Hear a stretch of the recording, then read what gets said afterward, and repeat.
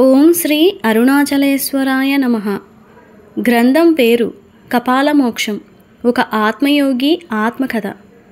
గ్రంథ రచయిత పరమహంస. అధ్యాయం 82, 4వ భాగం. నవగ్రహాలలోని సూక్ష్మకర్మలు. ఇక నవగ్రహాలలోని సూక్ష్మకర్మల విషయానికొస్తే సూర్యుడికి 6,000, చంద్రుడి గ్రహం నందు 10,000, కుజగ్రహమునందు 7,000, రాహుగ్రహం వద్ద 18,000, గురుగ్రహం నందు 16,000, అలాగే శనిగ్రహమునందు 19,000, బుధగ్రహమునందు 17,000, కేతుగ్రహమునందు 7,000, అలాగే శుక్రగ్రహం నందు 20,000, అనగా మొత్తం 1,20,000 ఈ సూక్ష్మకర్మలు ఉంటాయన్నమాట. గ్రహాల యొక్క జప సంఖ్య కూడా ఇదేనని గ్రహించండి. ఈ సూక్ష్మ కర్మలలోనే ఆయా గ్రహాల యందు సూక్ష్మ శరీరంతో జన్మించి కర్మశేషం లేకుండా నివారణ చేసుకోవాలన్నమాట. మన కర్మ బాగోకపోతే అక్కడ ఉన్న మాయలలో పడితే 1,20,000 కాస్త 1,20,00,000 అవుతాయి. ఈ కర్మలను భూలోకంలో ఉండి నాశనం చేసుకోలేము. ఎందుకంటే మనకు రుణం ఉన్నవారు గ్రహలోక వాసులు అయితే భూలోకమునకు వారు వచ్చి ఎలా రుణబంధం తీర్చుకోగలరు చెప్పండి. కాబట్టి ఈ సూక్ష్మకర్మ నివారణ కోసం మనం ఆయా గ్రహాల యందు సూక్ష్మ శరీరంతో జన్మించి 1,20,000 సూక్ష్మకర్మలు నివారణ చేసుకోవాలన్నమాట. భూలోకమందు స్థూల శరీరంతో 11 రకాల జీవజాతులుగా జన్మించి కోటానుకోట్ల జన్మలు ఎత్తి ఇక్కడ ఉన్న 48 లక్షల స్థూల కర్మలు నివారణ చేసుకోవడం లేదా? అలాగే సూక్ష్మ శరీరంతో నవగ్రహాల్లో జన్మించి ఆయా గ్రహాల సూక్ష్మకర్మలను తీర్చుకోవాల్సిందే కదా. ఇక కారణలోక కారణకర్మల విషయానికి వస్తే 7 ఊర్ధ్వ దైవలోకాలలో జన్మించి ఈ లోకాలలో ఉన్న 36,000 కారణ కర్మలను నాశనం చేసుకోవాలన్నమాట. కాకపోతే ఇక్కడ ఉన్న మాయలో పడితే ఈ కర్మలు కాస్త 36 కోట్లు అవుతాయన్నమాట. ఇంకా సంకల్పలోక సంకల్ప కర్మల విషయానికి వస్తే 800 కర్మలు ఉంటాయి. ఇక్కడున్న అష్టలోకాల యందు సంకల్ప శరీరంతో జన్మించి ఇక్కడున్న సంకల్ప కర్మల నివారణ చేసుకోవాలన్నమాట. ఇక్కడ ఉన్న మాయలలో పడితే 800 లక్షల కర్మలుగా మారుతాయని గ్రహించండి. ఇక ఏకైక మూల కపాలం నందు స్థూల, సూక్ష్మ, కారణ, సంకల్ప కర్మల యొక్క కర్మశేషం ఆకాశ కర్మలు ఉంటాయి. వీటికి సాధకుడు పరమశూన్యమునందు ఆకాశ శరీర యానం చేసి ఈ 11 కర్మలను కర్మశేషం లేకుండా నివారణ చేసుకోవాలన్నమాట. ఇక్కడున్న బలహీనతకి స్పందిస్తే ఇవి కాస్త 1,100 కర్మలుగా మారతాయి. తద్వారా మూసుకొని ఉన్న బ్రహ్మరంధ్రం తెరుచుకోవడం ఏకకాలంలో జరుగుతుంది. అప్పుడు సాధకుడు కాస్త దీని కింద ఉన్న అష్టదళ పద్మం అయిన అష్టలోకాలు ఉన్న హృదయ చక్రం నందు సంకల్ప శరీరంతో పునః సృష్టి జననం జరుగుతుందని గ్రహించండి.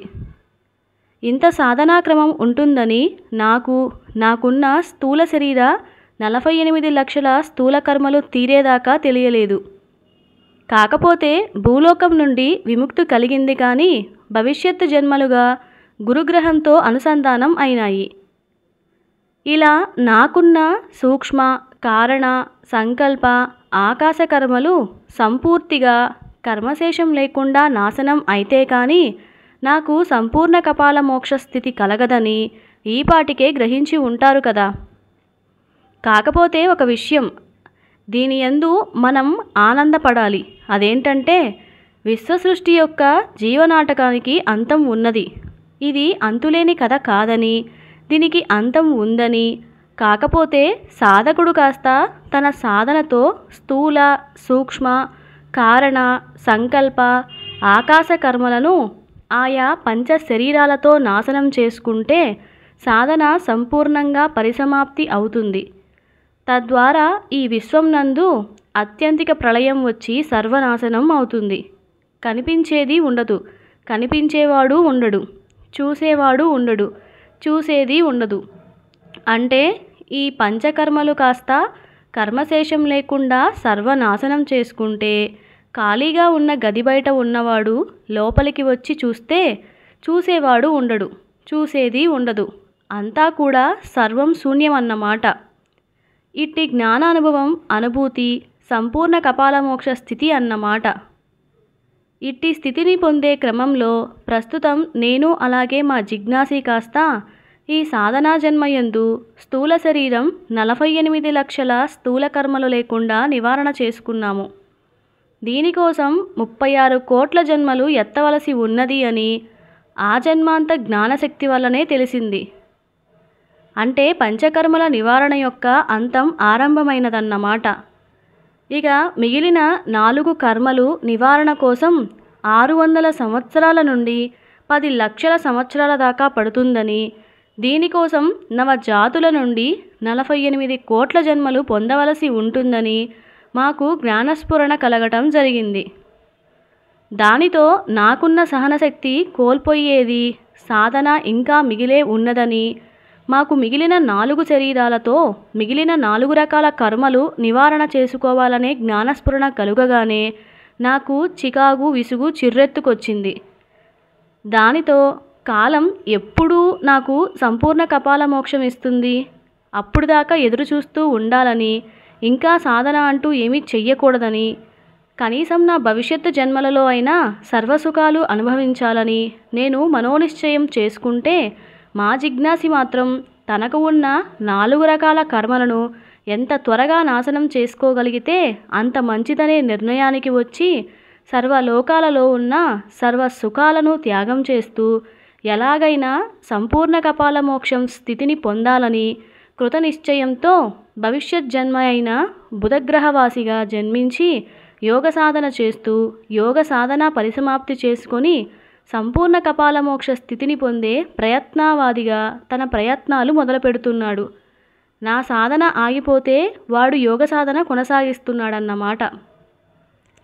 ఇంతకీ ఇక్కడ చాలామందికి ఒక చిన్న సందేహం రావచ్చు. అది ఏమిటంటే, భూలోకంలో ఉండి మీరు ఎలా భవిష్యత్ జన్మలు గురుగ్రహమునకు సంబంధించినవన్నీ తెలుసుకున్నారు అంటే, దీనికి సమాధానంగా మనలోని సప్త యోగ చక్రాలు కాస్త అనగా మూలాధార, స్వాదిష్టాన, మణిపూరక, అనాహత, విశుద్ధ, ఆజ్ఞ, సహస్రార చక్రాలు వరుసగా కుజ, బుధ, గురు, శుక్ర, శని, చంద్ర, సూర్య గ్రహాలు అధిపతులుగా అవుతాయి. అనగా భూలోక, భువర్లోక, సువర్లోక, మహార్లోకం, జనలోకం, తపోలోకం కలుగుతాయి. కాకపోతే మన కుండలినీ శక్తి ప్రవాహం ఈ చక్రాల యందు ప్రవేశించినప్పుడు మనకు ఆయా లోకాల, ఆయా గ్రహాల సంచారం, అలాగే దృశ్యాలు మనోనేత్రం నందు ఆవిష్కరించబడ్డాయన్నమాట. అంటే ఇప్పుడు మీరు చదువుతున్న ఈ కపాలమోక్ష గ్రంథం యొక్క అనుభవాలు అన్నీ కూడా భూలోక కపాలమోక్ష అనుభవాలని, అనగా స్థూల శరీరం 48 లక్షలు స్థూల కర్మల పరిసమాప్తి అని, అనగా మూలాధార చక్రానికి సంబంధించిన ధ్యాన అనుభవాలు అని, అలాగే కుజగ్రహ మరియు భూలోక కర్మల నివారణ చేసుకున్నామని ఈపాటికే మీరు గ్రహించే ఉంటారు. ఒక్క మూలాధార చక్రమునందు ఇన్ని రకాల మాయలు, మర్మాలు ఉండి నానా రకాలుగా ఇబ్బందులు పెడుతూ ఉంటే, ఇంకా మిగిలిన యోగ చక్రాలు అలాగే వాటికి ఉన్న గ్రహాలు మరియు వాటికి ఉన్న లోకాల్లో ఇంకా ఎన్ని మాయలు, మర్మాలు ఉంటాయో కదా. నిజమే కదా, ఆలోచించండి. సాధన చేస్తున్న కొద్దీ ఎంతెంత దూరం అన్నట్లుగా ఈ ధ్యాన అనుభవాలు పెరుగుతూనే వస్తున్నాయి, కలుగుతూనే ఉన్నాయి. వీటికి అంతం మూల ఏక బ్రహ్మ కపాలంలో ఉన్న ఆకాశ కర్మలు కూడా కర్మశేషం అయ్యేదాకా ఎదురు చూడక తప్పదు అని, అప్పుడే మనకి సంపూర్ణ కపాలమోక్ష స్థితి పొందటం జరుగుతుంది అని జ్ఞానస్ఫురణ అవ్వటంతో నేను కాస్త రాబోవు భవిష్య గురుగ్రహ జన్మలయందు కపాలమోక్ష సాధన నుండి తప్పుకోవడం జరుగుతుంది. కానీ మా యోగమిత్రుడైన జిజ్ఞాసి మాత్రం మిగిలిన 25 కపాలాలకు కూడా కపాలమోక్షం కలిగించాలని, ఈ కపాలమోక్షం సాధనను మిగిలిన 4 శరీరాలతో అలాగే మిగిలిన 4 రకాల కర్మలు నివారణ చేసుకోవాలని, తన సాధనను రాబో భవిష్యత్ బుధగ్రహ జన్మలో కూడా కొనసాగిస్తూనే ఉంటాడు అని మీకు తెలియజేయడం జరుగుతుంది. అందులో అతను విజయం పొందాలని ఆశిద్దాం, కోరుకుందాం. సంపూర్ణ పంచశరీర కపాలమోక్ష స్థితిని పొంది మనోనిశ్చల స్థితి యందు ప్రశాంత స్థితిని పొందుతాడు అని ఆశిస్తున్నాను, ఆశీర్వాదము చేస్తున్నాను. ఇక్కడ నాకు ఒక సందేహం వచ్చింది. అది ఏమిటంటే, ఏకమూల కపాలం నందు ఇంతకు ముందు ఎవరైనా చేరుకున్నారా లేదా అనే సందేహం వచ్చింది. ఇంకేముంది, మెదడుకు మేత దొరికింది కదా. పుస్తక గ్రంథాలు తిరగవేయటం ఆరంభించాను. రామాయణ గ్రంథమును చదువుతూ ఉంటే రావణాసురుడిని ఒక పక్క దుర్మార్గుడు, స్త్రీలోలుడు, వ్యసనపరుడు, రాక్షసుడు అని చెబుతూనే మరోపక్క ఆయన రావణ బ్రహ్మ అని, సకల శాస్త్ర మహా ఉద్దండ పండితుడు అని చెప్పటం జరిగింది. ఒకే వ్యక్తిలో మంచి చెడులను చెప్పటం నాకు ఆశ్చర్యం వేసింది. ఇందులో ఏదో తెలియని మర్మం ఉన్నదని నాకు అనిపించింది. అప్పుడు దీని గురించి తీవ్రంగా విశ్లేషణ చేస్తే రాక్షస రావణాసురుడు కాస్త రావణ బ్రహ్మ స్థాయికి చేరుకోవడం వెనుక పెద్ద కథ ఉందని గ్రహించాను. అది ఏమిటంటే, పంచశరీరాలతో పంచకర్మల నివారణ చేసుకొని ఏకమూల కపాలాన్ని చేరుకోవాలని, అక్కడ ఉన్న 11 రకాల ఆలోచనలు, మాయలకు స్పందించకుండా సాక్షిభూతంగా ఉండగలిగితే సంపూర్ణ కపాల మోక్ష స్థితి పొందటం జరిగి పరమ ప్రశాంతత స్థితిని పొందటం జరుగుతుందని, ఇదే సంపూర్ణ సాధనా పరిసమాప్తి స్థితి అని చెప్పటం జరిగింది కదా. ఈ విధంగా రావణాసురుడు కూడా యోగ సాధన చేస్తున్న సమయంలో పంచశరీరాలకి పంచకర్మల నివారణ సమయంలో ఇక్కడ వచ్చే కృష్ణబిలంలోని బలహీనత వలన 0.1% మిగిలిపోతూ రావటం వలన పంచకర్మల యందు 0.5% బలహీనత యొక్క కర్మశేషాన్ని మిగుల్చుకోవటం జరిగిందన్నమాట. ఇది అందరికీ సహజ సిద్ధంగానే జరుగుతుందని గ్రహించండి. ఎందుకంటే బలహీనత లేని బలవంతుడు లేడు కదా. అలా మనవాడు కాస్త పంచశరీరాల యొక్క పంచకర్మల కర్మశేషాన్ని 0.5% మిగిల్చుకొని ఉండటంతో పంచజతల కపాలాలు మిగిలిపోయాయి. అంటే 10 కపాలాలు మిగిలిపోయాయి. ఈ 10 కపాలాలే మనవాడికి 10 తలలుగా మారి ఏకతల రావణాసురుడు, దశకంఠుడు, 10 తలల రావణుడు అయినాడన్నమాట.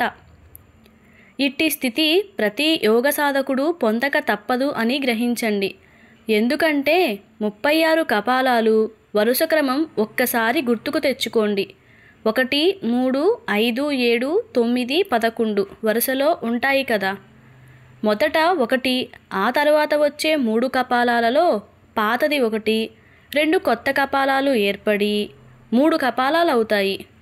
5, 7, 9, 11 వరుసలలో 2 కొత్తవి ఏర్పడతాయని గ్రహించండి. అంటే 36 కపాలంలో 25 కపాలాలు పాతవి, 11 కొత్తవి అన్నమాట. ఈ కొత్త 11 కపాలాలే పంచశరీరాలలో వచ్చే పంచకర్మ యొక్క బలహీనతల యొక్క కర్మశేషము కపాలాలు అన్నమాట. రావణాసురుడు సాధనా విషయానికి వద్దామా? అంటే ప్రతి సాధకుడికి 11 బలహీనతల కారణంగా 11 కపాలాలు ఏర్పడతాయన్నమాట. ఈ 11 కపాలాలు ఎవరైతే కర్మశేషం లేకుండా నాశనం చేసుకుంటారో వారే సంపూర్ణ కపాలమోక్ష స్థితిని పొందేవారన్నమాట. ఈ 11 కపాలాలే ఏకాదశ రుద్రులు అన్నమాట. విష్ణుపరంగా చూస్తే ఏకాదశి అవతారాలన్నమాట. దేవీపరంగా చూస్తే దేవీ దశావతారాలన్నమాట.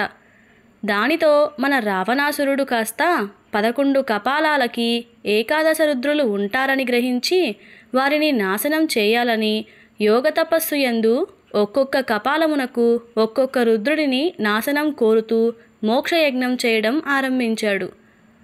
ఇలా 10 కపాలాల సమర్పణతో 10 రుద్రులను నాశనం చేసినాడు. చివరి ఈ 11వ కపాలం అతని చేతిలోనికి తీసుకొని ఆయన మోక్షయజ్ఞం నందు వేస్తూ ఉండగా లీలామాత్రంగా పార్వతీదేవి కాస్త స్ఫురణకి వచ్చింది. ఎందుకంటే ఈయన అతిలోక సౌందర్యవతి అయిన పార్వతిని వివాహం చేసుకోవాలని అనుకున్నాడు. కానీ నారదుడి లీలామాయ వలన పార్వతీ రూపంలో ఉన్న మండోదరిని పంపించి తిరిగి పార్వతీదేవిని కైలాసమునకు పంపించినాడు. ఈ విషయాన్ని గమనించిన రావణాసురుడు తన వెంట వచ్చింది కైలాస పార్వతీదేవి అని భ్రమపడి చివరికి మండోదరిని వివాహం చేసుకోక తప్పలేదు. విషయం తెలిసిన తరువాత ఏమీ చేయలేకపోయినాడు. అంటే సూక్ష్మకర్మ శేషంగా పార్వతీదేవిని వివాహం చేసుకోలేదని బలహీనత కాస్త ఏకాదశి కపాలమునందు జ్ఞప్తికి రావటం జరిగింది. దానితో ఈసారి ఎలాగైనా అంతటి అతిలోక సౌందర్యవతిని యువతిని వివాహం చేసుకోవాలని ఒక ఆలోచన వచ్చేసరికి తన చేతిలోని ఏకాదశ కపాలం కాస్త 11వ ఏకాదశ కపాల రుద్రుడిగా మారి ప్రకృతి మాత అయిన స్త్రీమూర్తిని కోరుకున్నందుకు, మర్కట మనస్సుని పొందినందుకు ఆ జంతువు చేతుల్లోనే రాబోవు కాలంలో నా అంశగా హనుమంతుడుగా జన్మించి వారి చేతిలో నీ వినాశనం పొందుతావు అని శపించటం ఏకకాలంలో జరిగిపోయాయి. అంటే మనవాడు 11 కపాలంలోని స్త్రీ వ్యామోహం బలహీనతకి స్పందించడంతో కథ మళ్ళీ మొదలైందన్నమాట.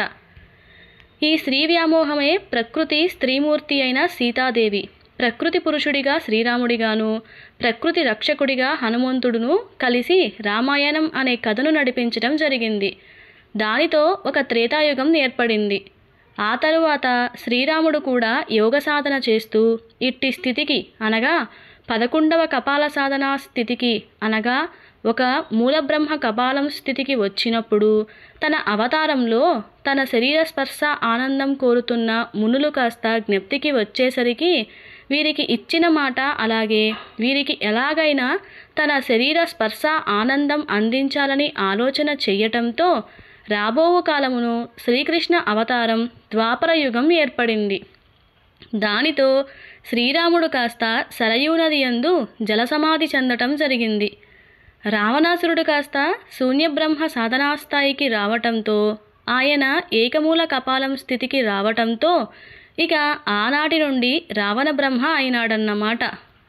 కాకపోతే స్త్రీలోలత్వం అనే బలహీనతకు ఈయన లొంగిపోవటంతో రావణ రాక్షస బ్రహ్మగా ఈ లోకమునందు గుర్తింపు పొందినాడు. అదే శ్రీరాముడైతే తనని కోరి వచ్చిన శూర్పణఖ రాక్షస స్త్రీమూర్తి మాయయందు పడకపోవటం వలన దేవుడిగా లోకపూజ్యుడు అయినాడు. కానీ తన భవిష్యత్తు జన్మ అయిన శ్రీకృష్ణావతారంలో 16,000 మంది గోపికల రూపంలో మహర్షులు శరీర స్పర్శ ఆనందం ఇవ్వటం వలన సకల శృంగార పురుషుడైనాడన్నమాట. పోనీ ఈ కృష్ణావతారంలో అయినా తన కపాల సాధన పరిసమాప్తి చేసుకోలేకపోయినాడు. ఈయన కూడా తన ఏకైక మూల బ్రహ్మకపాల స్థితికి వచ్చేసరికి తన వల్లనే చనిపోయిన పాండవ, కౌరవ, యాదవ స్త్రీలు మాత్రం జ్ఞప్తికి రావటం, తనకున్న రాజ్యకాంక్ష వల్లనే ఇది జరిగిందని జ్ఞాన స్పందన రావటంతో అసలు తనకి ఈ కోరిక ఎందుకు కలిగిందని తెలుసుకోవాలని క్షణమాత్ర ఆలోచన చేయడంతో భవిష్యత్తు జన్మగా జ్ఞాన తపస్సు చేసే బుద్ధుడి జన్మ రావటం, కలియుగం ఏర్పడటం ఏకకాలంలో జరిగినాయి. పోనీ ఈ బుద్ధుడి అవతారంలోనైనా సాధన పరిసమాప్తి చేశాడా అంటే చెయ్యలేకపోయాడు.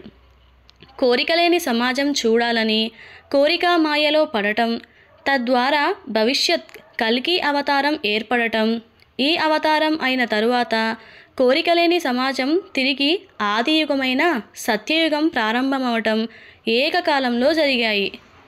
ఇలా ఆదియుగంలోనే సత్య, త్రేత, ద్వాపర, కలియుగాలు కాలచక్రం ఏర్పడినాయి. అవే ఇప్పుడు నిరంతరంగా అవిచ్ఛిన్నంగా తిరుగుతున్నాయి. ఆదియుగంలో రికార్డైన దృశ్యాలు ఆయా యుగాలకు తిరుగుతూనే ఉన్నాయన్నమాట. కాకభుంసుడు మాత్రమే ఈ కాలాతీత స్థితిని పొంది ఇప్పటికే ఎన్నోసార్లు జరిగిపోయిన రామాయణ, మహాభారత, ఏకాదశ రుద్రుల అవతారాలు, దేవీ అవతారాలు, దశావతారాలు చూడటం జరిగిందని చెప్పడం కొసమెరుపు.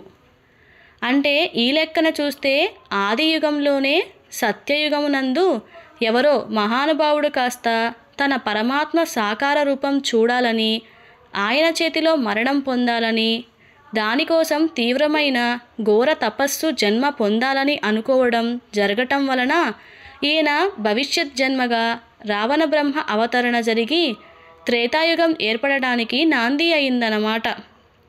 ఆ మహానుభావుడు ఎవరో నాకైతే తెలియడం లేదు, కానీ ఆ మహానుభావుడు ఎవరో తెలిస్తే మాత్రం నేనే వాడిని ఖండాలుగా నరికేవాడిని. వాడి ఆలోచన స్పందన వలన దిక్కుమాలిన 4 యుగాలతో కూడిన కాలచక్రమే ఏర్పడింది కదా. కానీ అంతటితో ఆగిందా? ఈ చక్రం నిరంతరంగా తిరుగుతూనే ఉంది. ఎవరైతే ఏకమూల కపాలం నందు వచ్చే ఆలోచనకి స్పందించకుండా మనోనిశ్చల స్థితి పొందేదాకా అండపిండ బ్రహ్మాండ చక్రాలు, విశ్వసృష్టి స్థితి లయల చక్రాలు తిరుగుతూనే ఉంటాయి. ఇప్పటికీ 7 మన్వంతరాలు పూర్తి చేసుకున్న 28 మహాయుగాలు అంటే 1988 యుగాలు పూర్తి చేసుకున్నామన్నమాట. ఆదియుగంలోనే ఆది మహాత్ముడు ఆలోచన స్పందన వలనే ఏకంగా ఇన్ని యుగాలు గడిచిపోయినాయి. రాబో కాలంలో ఇలా కోటానుకోట్ల యుగాలు నడుస్తూనే ఉంటాయి. ఇది అంతా వాడి చావు కాదు కానీ మన చావుకొచ్చింది. వీడు కానీ ఆనాడు ఆలోచన స్పందన చేయకుండా ఉండి ఉంటే అసలు ఈ విశ్వసృష్టి ఎలా ఎప్పుడు నిశ్చలంగానే ఉండేది. వీరి ఆలోచన వలనే కాలచక్రం ఏర్పడి తద్వారా అన్ని విశ్వసృష్టి చక్రాలు ఏర్పడి ఇది కదిలి విశ్వమంతా మన భూమి అనిశ్చల స్థితిలో తిరుగుతున్నట్లుగా విశ్వసృష్టిలోని జీవనాటకం అవిచ్ఛిన్నంగా అవిశ్రాంతిగా తిరుగుతూనే ఉంది అన్నమాట. కానీ ఎప్పటికైనా కృష్ణబిలం అంతం ఉన్నట్లుగానే ఏకమూల బ్రహ్మకపాలం నందు వచ్చే 11 రకాల ఆలోచన స్పందనలకి స్పందించకుండా సాక్షిభూతంగా మనోనిశ్చల స్థితి పొందితే నా సామిరంగా విశ్వమంతా సర్వనాశనమై సర్వం ఏమీ లేదు, సర్వం శూన్యమే మిగులుతుంది. చూసేవాడు ఉండడు, చూడడానికి ఏమీ ఉండదు, చూపించడానికి ఏమీ ఉండదు. మన జిజ్ఞాసి ఆది రికార్డు సాధనా దృశ్యాలు. ఇలాంటి సంపూర్ణ కపాల మోక్షం స్థితి ప్రయత్నం నా యోగమిత్రుడైన జిజ్ఞాసి చేస్తున్నాడు అని మీకు ఈపాటికే అర్థం అయి ఉంటుంది కదా. ఇందులో కనీసం ఈ మహానుభావుడైన విజయం పొందాలని ఆశిద్దాం. అంతకంటే మనం ఏం చేయలేం కదా. నాకు వీరి విషయం నందు ఒక ఆలోచన వచ్చింది. మనవాడు కూడా ప్రస్తుతం చేస్తున్న సాధన కూడా రికార్డు దృశ్యం ఉండి ఉండాలి కదా. ఎందుకంటే ఆదియుగంలో ఈ సాధన తప్పకుండా చేసి ఉండాలి. అప్పుడు ఆ యుగంలో పంచశరీరాలు పంచకర్మలు యొక్క పంచకర్మ శేషం బలహీనతలు కూడా రికార్డై ఉంటాయి కదా. కాకపోతే ఆనాడు వాటిని నివారణ చేసుకోలేదు. ఈనాడు ఇక్కడ దాకా అనగా 1988 యుగాల దాకా వీటి నివారణ కోసం సాధన చేస్తూనే ఉండాలి కదా. అంటే వీడి ఆది రికార్డు సాధనా దృశ్యాలను నా సాధనా శక్తితో చూస్తే పోలా. ఎందుకంటే 10 లక్షల సంవత్సరాల దాకా పరిస్థితి ఏమిటో తెలీదు. అదే వీరి ఆది రికార్డు దృశ్యాలు చూస్తే వాడు ఎక్కడ ఏ విషయంలో బలహీనతకు గురయ్యాడో తెలుస్తుంది కదా. అంటే ముందే వీడు సాధన అంతిమ ఫలితం ఏమిటో ముందుగానే తెలుసుకోవాలి అనే తీయని దురద నాలో మొదలైంది. దానితో వాడి ఆది సాధన రికార్డు దృశ్యాలు చూడటానికి నేను కాస్త ధ్యాన తపస్సుడిగా మారటం జరిగింది. 41 రోజుల తరువాత వీరి సాధనా దృశ్యాలు నాకు ధ్యానమునందు కనిపించడం ఆరంభమయ్యాయి. ఆదిలో మనవాడు కూడా ఏకమూల బ్రహ్మకపాలం స్థితికి వచ్చి తన చేతిలోని 11వ కపాలం తీసుకొని అసలు నేను ఎవరిని, ఎందుకు ఈ కపాల జన్మ వచ్చింది అని తెలుసుకునే ఆలోచన చేయడంతో భవిష్యత్ జన్మగా శివాంశ జన్మగా అవతరణ జరిగింది. అంటే మనవాడు సంకల్ప శరీర జన్మ శివాంశ అంశ అంటే ఇష్టకామేశ్వరి అన్నమాట. అదేంటంటే ఆకాశ శరీర జన్మ ఏమైంది అంటే ఆకాశం అంటే ఏమీ లేదు, శూన్యమే కదా. శూన్యం కాస్త శూన్య బ్రహ్మగా మారితే దానిని ఆకాశ శరీరం అంటారు. ఇక్కడ ఈ శరీర స్థితిలో అందరికీ శూన్యమే ఉంటుంది, ఆకాశం ఉండదు, అనగా ఆకాశంలాగా అన్నమాట. ఎప్పుడైతే నేను ఎవరిని అనుకున్నాడో ఆకాశం శరీరంతో అవతరణ జరిగింది. నేను ఎవరో తెలుసుకోవాలి అనే సంకల్పం పెట్టుకున్నాడు. అది కాస్త శివ అంశతో ఇష్టకామేశ్వరి అనే సంకల్పం ఏర్పడిందన్నమాట. అంటే సంకల్ప శరీరంలో సంకల్ప కర్మ జ్ఞానస్పందన అనగా నేను ఎవరిని అని తెలుసుకోవడంతో ఏర్పడింది. దీనికోసం భవిష్యత్ సాధనా జన్మ కారణం శరీరంతో కుమారస్వామి అంశజన్మ ఏర్పడింది. ఇందులో కారణా శరీరం కారణాకర్మ యొక్క కర్మజ్ఞాన నిరూపణకి స్పందించడం జరిగింది. అంటే కుమారస్వామి అంశలలో తనకి కలిగిన జ్ఞానం అనుభవాలకి ప్రత్యక్ష నిరూపణలు కావాలని అనుకోవడం జరిగిందన్నమాట. అనగా తనకి కలిగిన అనుభవాలకు నిజమా కాదా అనే సందేహం బలహీనతకు గురయ్యాడన్నమాట. దీనికోసం భవిష్యత్తు జన్మగా నైగేమయుడి మహర్షి జన్మ ఏర్పడింది. అంటే సూక్ష్మ శరీర జన్మ ఏర్పడిందన్నమాట. ఇందులో ఈ జన్మయందు వేదవ్యాసుడితో వాదోపవాదాలు చేసి తనకి కలిగిన అనుభవాలు నిజమేనని నిర్ధారణకు రావటం జరిగింది. కాకపోతే ఈ జన్మయందు సూక్ష్మ శరీర సూక్ష్మకర్మ శేషంగా తను తెలుసుకున్న బ్రహ్మజ్ఞానం తిరిగి సర్వలోకాలకు తెలియచేయాలని సంకల్ప బలహీనతకి గురైనాడు. దానితో స్థూల శరీరం జన్మలు ఏర్పడినాయి. అనగా స్థూల శరీరం కర్మలకు నాంది అయినాయన్నమాట. ఇలా 36 కోట్ల జన్మలలో తను తెలుసుకున్న జ్ఞానం లోకానికి తెలియచేస్తూ వాళ్ళు ఎలా అర్థం చేసుకుంటారో తెలుసుకొని దానిని ఏమంటారో తనని ఏం చేస్తారో అని భయానికి స్పందించడం చేసినాడు. దానితో ఇలా 36 కోట్ల స్థూల శరీర జన్మలు ఎత్తినాడన్నమాట.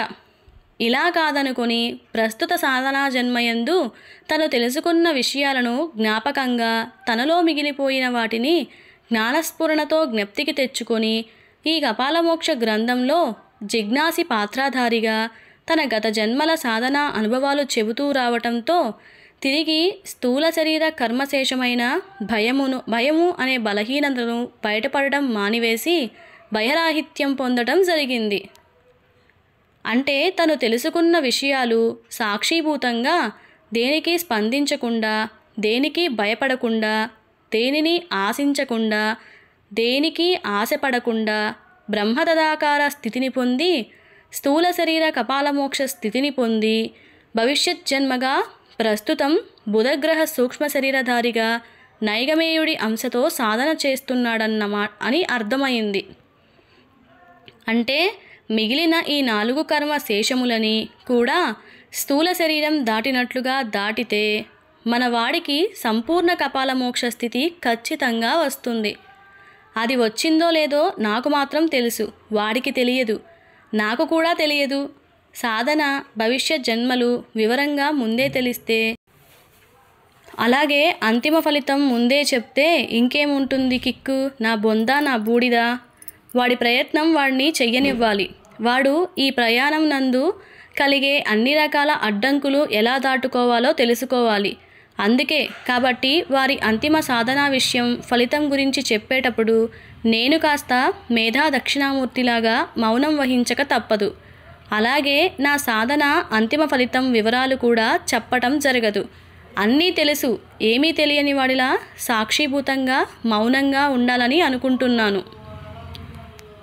ఇక అదే సాధనా పరిసమాప్తి అయితే భూలోక కాలమాన ప్రకారం అయితే, అనగా మిగిలిన 4 శరీర కర్మల నివారణ చేసుకోవటానికి సుమారు 97 మన్వంతరాలు అనగా 1988 యుగాలు, ఒక్కొక్క యుగంలో సుమారుగా 5 లక్షలు సంవత్సరాలు ఉంటే 1988 × 5 అంటే 9980 అంటే సుమారుగా 10 కోట్ల లక్షల సంవత్సరాల తరువాత నా సాధనా స్థితి కాస్తా కూడా ఏకమూల బ్రహ్మ కపాలమునకు చేరుకుంటుందన్నమాట.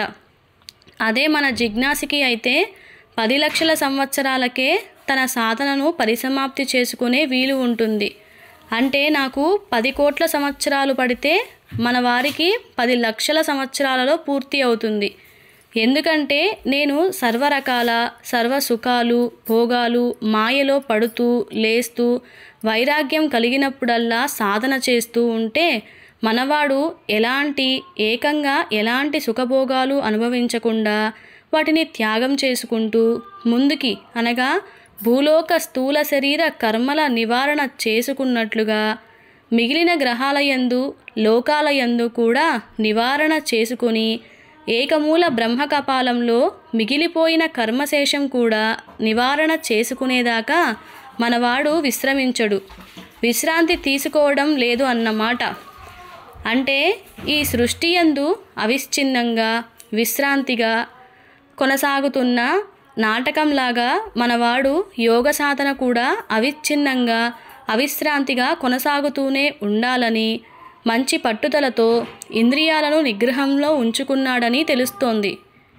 వీడి మొండి పట్టుదలకి, మొండి ధైర్యానికి, అచంచల భక్తికి, భక్తి విశ్వాసాలను చూస్తూ ఉంటే 10 లక్షల సంవత్సరాలు పట్టే కర్మ నివారణ కూడా కేవలం 1200 సంవత్సరాలలో పూర్తి చేసినా కూడా మనం పెద్దగా ఆశ్చర్యం చెందవలసిన అవసరం లేదు.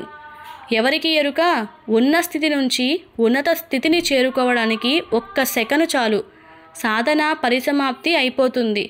అందుకే కాలం కూడా మిల్లీ సెకన్లతో మొదలై బ్రహ్మకల్పం వరకు విభజన చెందింది.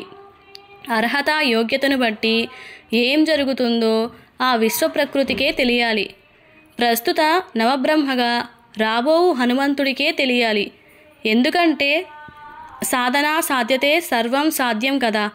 ఇక నాకైతే భూలోక సాధన పరిసమాప్తి చేసుకోవాలని, మా ఇద్దరికి మిగిలిన 4 శరీరాల కర్మలు కూడా కర్మశేషం లేకుండా సంపూర్తిగా పరిసమాప్తి అయ్యేదాకా మేమిద్దరం ఈ విశ్వ జగత్తు యందు నేను కాస్త మోక్ష కృష్ణబిలంగాను, అదే మా జిజ్ఞాసి అయితే మా కృష్ణబిలమును మార్గదర్శిగా ధృవతారగా మిగిలిపోవటం కొసమెరుపు.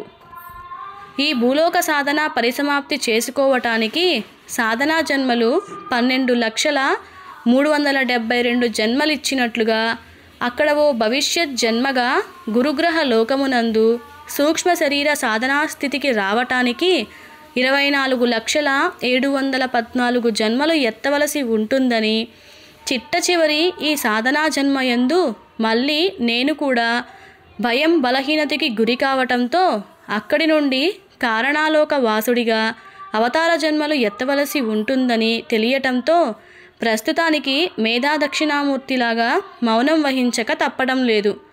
అంటే భూలోకవాసిగా నేను లేను, గురుగ్రహవాసిగా నేను ఉన్నాను. మరి ఈ లెక్కన చూస్తే మనకి కాశీక్షేత్రంలో మరణమును పొందినా కూడా సంపూర్ణ కపాల మోక్ష స్థితి పొందుతామా లేదా అనే సందేహం నాకు వచ్చింది. మరి దీనికి సమాధానం మీకు తెలియాలంటే దానికి మీరు ఏం చేయాలో తెలుసు కదా.